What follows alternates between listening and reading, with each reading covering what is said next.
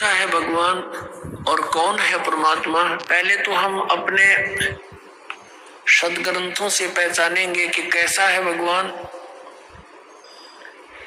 जैसे पवित्र हिंदू धर्म के अंदर चारों वेदों को ऑथेंटिक मानते हैं कि वेदों में जो लिखा वो फाइनल है, लेकिन वेदों का जो लेख है मूल पाठ संस्कृत भाषा में है। अपनात्मा ज्ञान जो होता है, ज्ञान वो किसी भी भाषा में हो, ज्ञान तो ज्ञान ही होता है। जैसे हम अपनी चाहे हरियाणवी भाषा में बोल के वो बात बता दे, और चाहे जिस भाषा को कोई समझता हो उसमें बोलकर बता दे, वो ज्ञान श्रेष्ठ हो,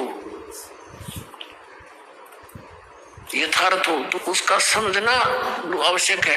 अब एक भाषा को जान लेने से विद्वान नहीं हो जाता। जैसे संस्कृत भाषा को जानते थे ब्राह्मण वर्ग, और इन्हीं को पहले सतयुग त्रेता द्वापर तक इन्हीं को शिक्षा ग्रहण का आदेश था, दूसरे वर्ग को नहीं था, वर्ण को नहीं था। परमात्मा चारों युगों में आए हैं।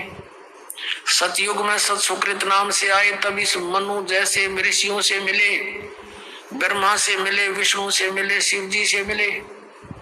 इनको यथार्थ ज्ञान समझा, इन्होंने ध्यान से सुना, लेकिन बाद में काल ने इनकी बुद्धि को बदल दिया कि ये झूठ बोलता है, ऐसा कुछ नहीं है। तो तीनों ने बगावत कर दी, भगवान की वाणी को स्वीकारा नहीं। मनु जी ने भी परमात्मा का नाम बिगाड़ दिया कि ये वामदेव है।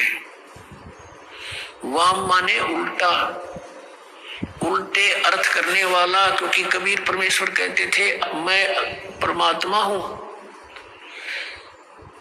तो इस बात का बहुत मजाक उड़ाते थे वो कि ये भगवान है, ये ब्रह्मा विष्णु महेश से भी ऊपर मानता है, मेंटल है, मेंटल। वो कहा करते कि भगवान तो निराकार है, प्रकाश ही प्रकाश है।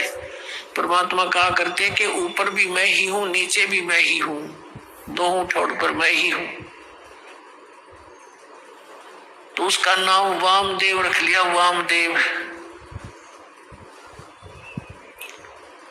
वाम माने उल्टा, उल्टी खोपड़ी वाला, वामदेव उल्टी खोपड़ी वाला भगवान। नहीं माना, कहने का भाव किसी ने नहीं माना परमात्मा को परमात्मा। त्रेता युग में मुनिंदर नाम से आए थे, और द्वापर में करुणा में नाम से आए थे, जो सुपथ सुदर्शन के गुरु जी बने थे।